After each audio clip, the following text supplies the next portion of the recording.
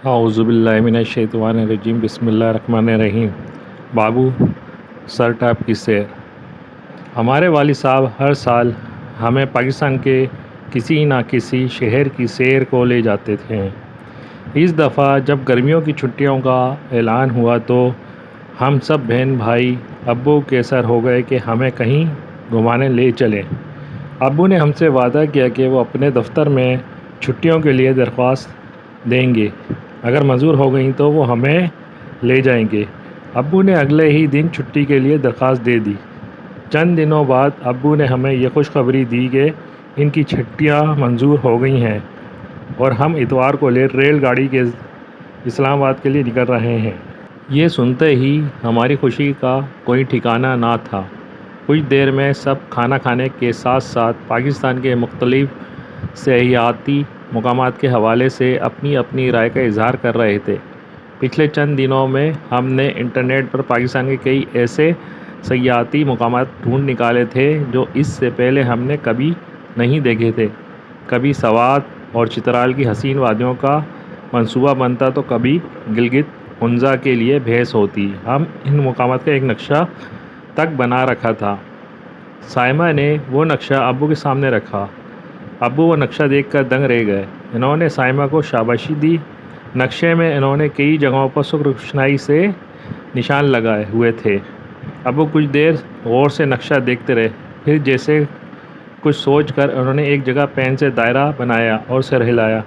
ہم بابو سر ٹاپ جائیں گے، ابو نے اعلان کیا۔ ابو، وہاں جانے کے لیے ہم ناران والا راستہ لیں گے یا گلگت بلتستان سے جائیں گے؟ سائمہ نے سوال کیا۔ ہم ناران کی طرف سے جائیں گے۔ اب تم لوگ اپنی امی کی مدد سے سفر کے لیے سامان باندھنا شروع کرو، میں ریل گاڑی اور ہوٹل کی بکنگ کراتا ہوں، ابو نے ہدایت دی۔ امی نے بچوں کو ساتھ لے جانے والی ضروری اشیاء کی فہرست لکھوائی۔ اس دوران میں ہر بچہ اپنی اپنی رائے دیتا رہا۔ امی نے کہا کہ سفر میں کم سے کم سامان رکھیں تو سہولت رہتی ہے، اس لیے ضروری ہو بس میں وہی رکھیں۔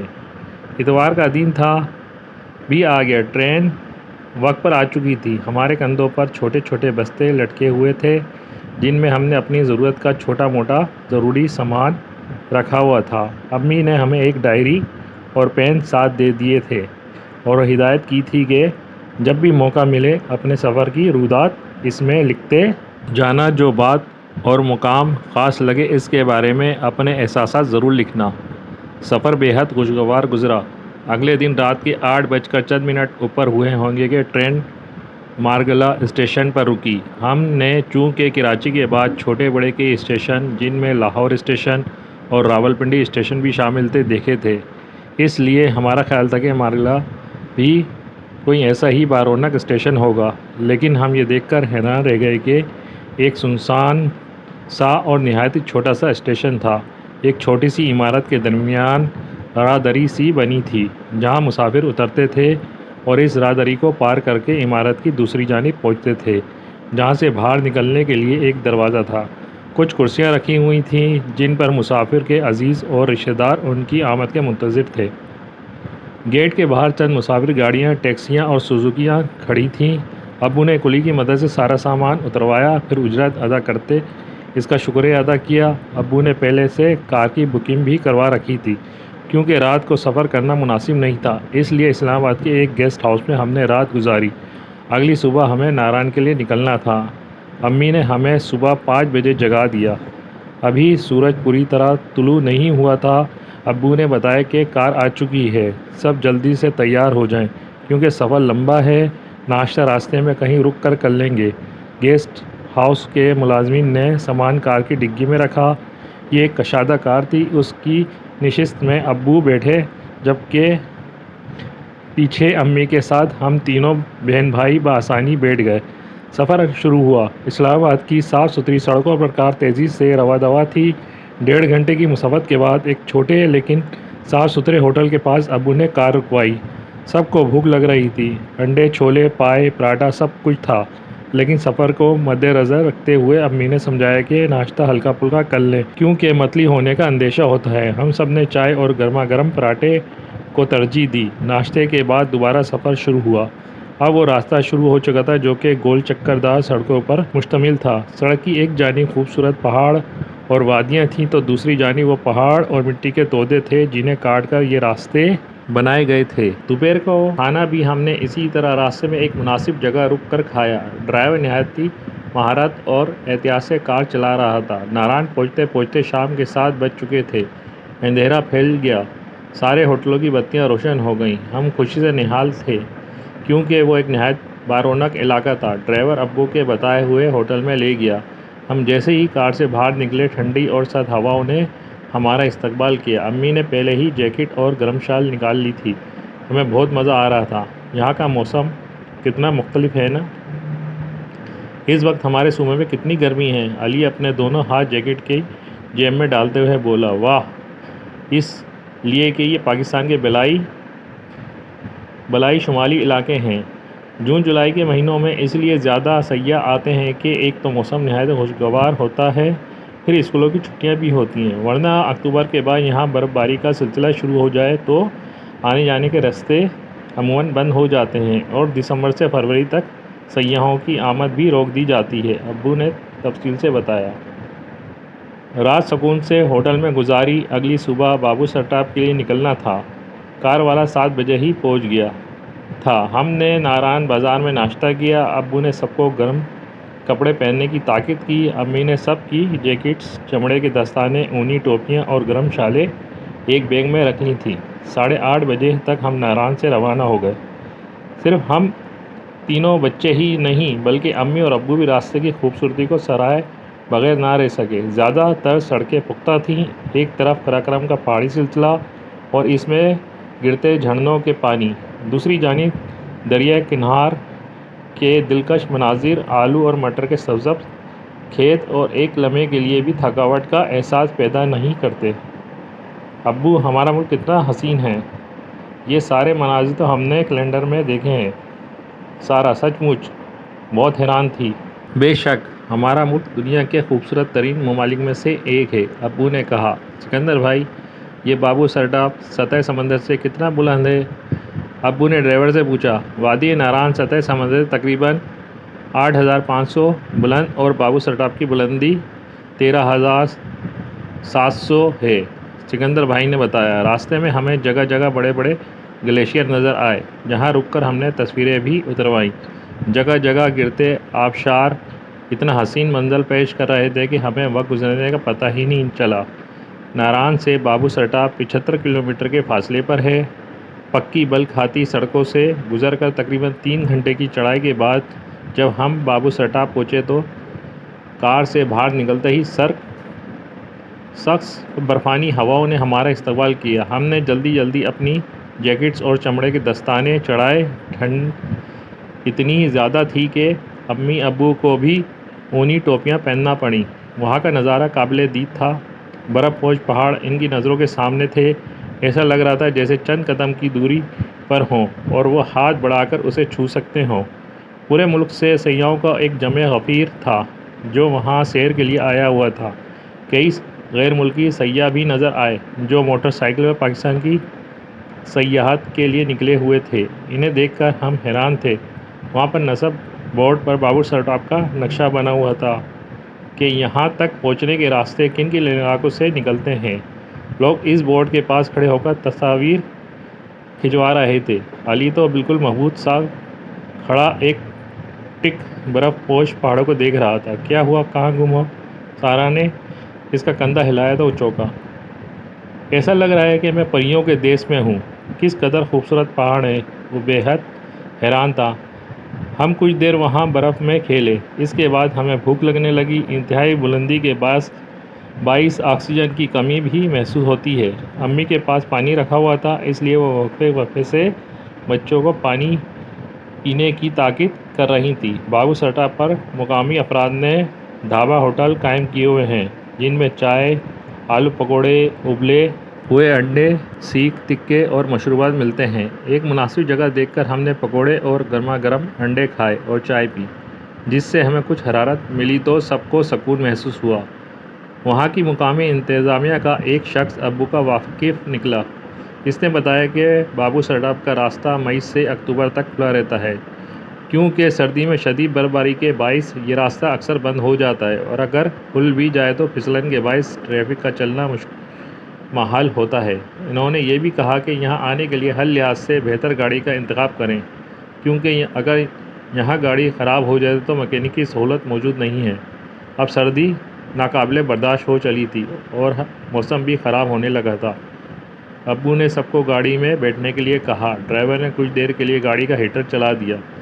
10 منٹ بعد ہم وہاں سے روانہ ہو گئے۔ واپسی میں چونکہ اترائی تھی، اس لیے ہم جلد ہی ناران پہنچ گئے۔ راستے میں ہلکی ہلکی بارش تھی، موسم کا لطف دوبالا کر دیا۔ ہم مغرب تک اپنے ہوٹل پہنچ چکے تھے۔ ہم اس یادگار سفر سے خوب لطف اندوز ہوئے اور رات دیر تک اس کے بارے میں باتیں کرتے رہے۔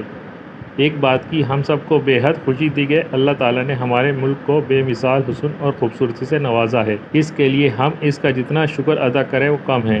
ہمیں اپنے وطن کی قدر کرنی چاہیے۔ الفاظ معنی: درخواست، چھٹی کی عرضی، ٹھکانہ، جگہ، منصوبہ، ارادہ، دنگ رہنا، حیران ہونا، سہولت، آسانی، بارونق، چہل پہل والا، راہداری، راستے کے درمیان سے گزرنے والا پتلا راستہ، آمد، آنا، آنے والا، منتظر، انتظار کرنے والا، اجرت، مزدوری کے پیسے، نہال ہونا، بے حد خوش ہونا، سیاح، ملک کی سیر کرنے والا، قابل دید، دیکھنے کے لائق، حرارت، گرمی، لطف، دوبالا ہونا، زیادہ مزہ آنا، روداد، حال احوال، سر ہونا، پیچھے پڑنا، ضد کرنا، اندیشہ، فکر، خوف، سراہنا، تعریف کرنا، ابہت، حیران، جمع غفیر، بہت ہجوم۔ سوال نمبر 1: ابو نے بچوں سے کیا وعدہ کیا تھا؟ ابو نے بچوں سے وعدہ کیا تھا کہ بچوں کو گرمیوں کی چھٹیوں میں گھمانے لے جائیں گے۔ سوال نمبر 2: امی نے بچوں کو ڈائری اور پین کیوں دیا؟ جواب: امی نے بچوں کو ڈائری اور پین سفر کی روایات لکھنے کے لیے دیا۔ سوال نمبر 3: مارگلہ اسٹیشن کو دیکھ کر بچوں کو کیوں حیرت ہوئی؟ مارگلہ اسٹیشن بارونق نہیں تھا، بلکہ یہ اسٹیشن ایک سنسان اور چھوٹا سا اسٹیشن تھا۔ یہ دیکھ کر بچوں کو حیرت ہوئی کہ کراچی سے راولپنڈی تک اسٹیشن بڑے اور بارونق تھے۔ سوال نمبر 4: موسم گرما میں سیاح پاکستان کے شمالی علاقوں کا رخ کیوں کرتے ہیں؟ جواب: جون جولائی کے مہینوں میں اس لیے زیادہ سیاح آتے ہیں کہ ایک تو موسم نہایت خوشگوار ہوتا ہے اور اسکولوں کی چھٹیاں بھی ہوتی ہیں۔ سوال نمبر 5: بابو سرٹاپ کے بارے میں 3 باتیں لکھیے جو آپ کو اچھی لگی ہوں۔ جواب: خوبصورت قراقرم پہاڑی سلسلہ اور اس میں گرتے جھرنوں کے پانی کی خوبصورت مناظر، بڑے بڑے گلیشیئر اور برفانی ہوائیں، جھیلیں، ندیاں، خوبصورت پہاڑ اور برف باری وغیرہ۔ سوال نمبر 2: سبق کی خاموش خوانی کیجیے اور درج ذیل سوالات کے درست جواب پر نشان لگائیے۔ نمبر 1: وادی ناران سطح سمندر سے بلند ہے 8500 فٹ۔ 2 نمبر: نقشہ ابو کے سامنے رکھا، صائمہ نے۔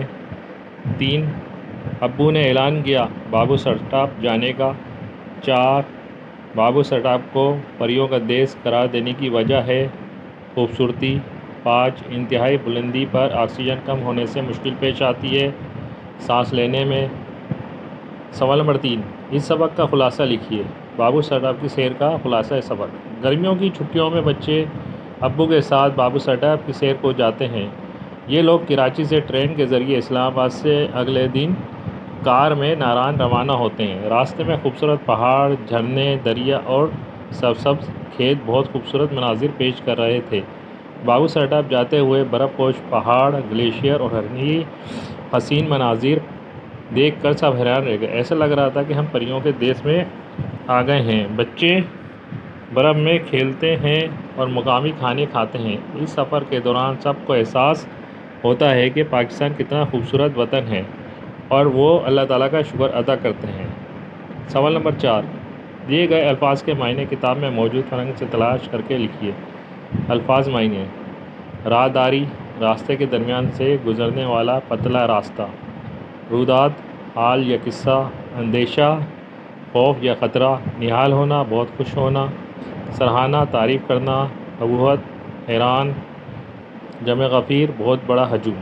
سوال نمبر 5، گرمیوں کی چھٹیاں گزارنے کے لیے بچے کسی تفریح جگہ یا کسی رشتہ دار کے ہاں چلے جاتے ہیں، ایسی کسی چھٹی کا حال تحریر کریں۔ جواب: گزشتہ گرمیوں کی چھٹیوں میں ہم اپنے ماموں کے گھر لاہور گئے۔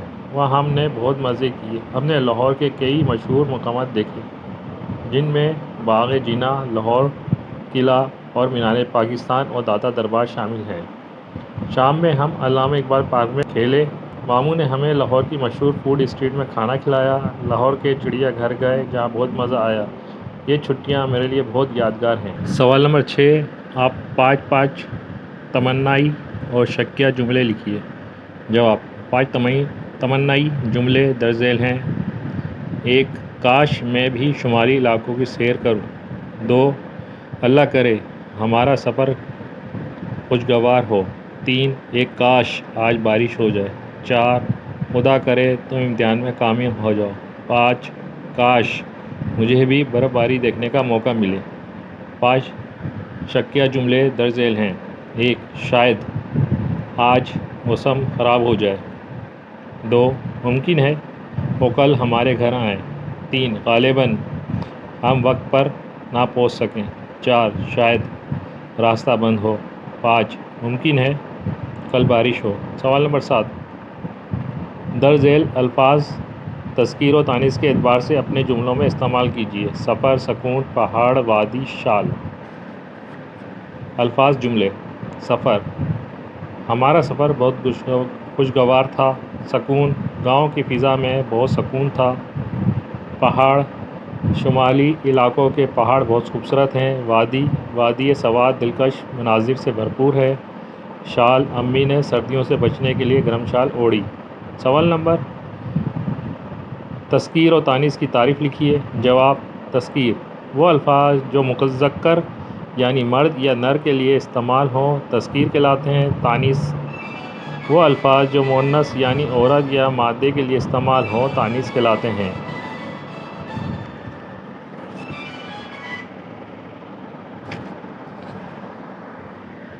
سوال نمبر 8، سبق کے شروع میں دی گئی تصویر غور سے دیکھیے۔ یہ کسی پرفضا مقام کی تصویر ہے۔ اسی طرح کے کسی ایسے مقام کے بارے میں اپنے ساتھیوں یا ٹیچر کو بتائیے جہاں آپ سیر کے لیے گئے ہوں۔ جواب: گزشتہ سال میں اپنے والدین کے ساتھ مری گیا تھا۔ وہاں کا موسم بہت ٹھنڈا اور خوشگوار تھا۔ ہر طرف سرسبز پہاڑ اور اونچے درخت نظر آتے تھے۔ ہم نے چیئر لفٹ کی، سیر بھی کی اور خوبصورت تصویریں بنائیں۔ شام کے وقت ٹھنڈی ہوا چلتی تھی، جس سے بہت سکون محسوس ہوتا تھا۔ یہ سفر میرے لیے بہت یادگار ہے۔